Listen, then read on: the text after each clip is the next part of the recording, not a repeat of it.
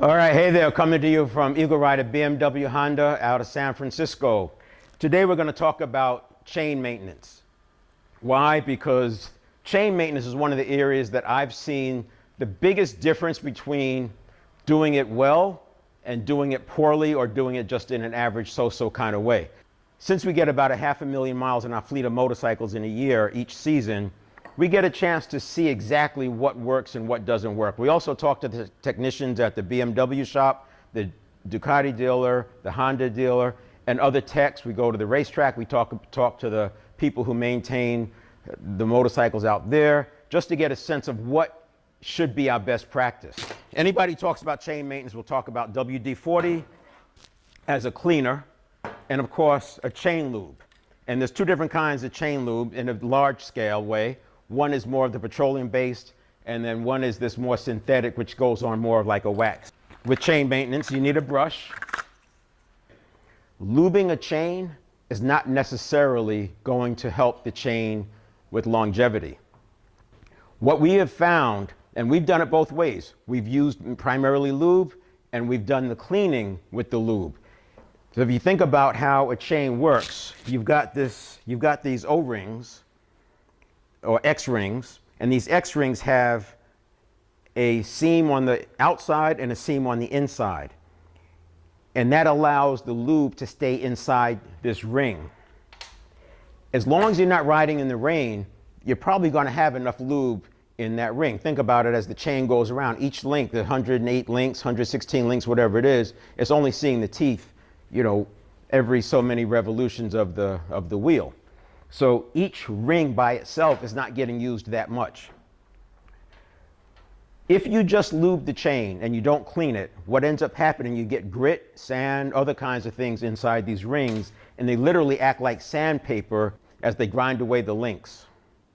So what you want to do, whether you use WD-40 or a good degreaser, you need to clean your chain every 500 to 800 miles, in my opinion. And let me tell you what the difference is. I've gotten as much as 25,000 miles out of a chain on a high horsepower bike. And I'll talk about how you check wear in a moment. I've also seen as little as 10 to 11,000 miles on a chain when we just focus on lube and did not do enough cleaning. What we're going to do, we want to spray with WD-40 or a degreaser. And personally, I don't have an opinion as to which one works better. I will tell you the WD-40 has more lubricants in it than the degreaser. So depending on how dirty, if the chain is really dirty, I'll use the degreaser. If it's not so dirty, I'll use the WD-40. That's sort of the way I think about it. Clean it with the brush. Just go back and forth across it, outside of the chain as well as the inside of the chain. Once you brush the chain, you want to wipe it with a towel or some paper towels. Get that chain clean. Now, some people will spray water on it after that. I don't use water. Now, again, I'm using empirical data, right? So we have up to 30 bikes at a time. We're doing 500,000 miles on the bikes. Of course, a few of them have drive shafts. But when I can get 25,000 miles out of a chain and I don't use water, I'm not sure what water would do. So I get it clean, and then I spray either a petroleum type lubricant or the wax type lubricant. And I tend to alternate. If a chain has been particularly dry, like say it's been in the rain, I'll tend to use more of the petroleum type lubricant. Now, to determine how a chain is wearing, if you think what happens when a chain wears, these posts get worn down.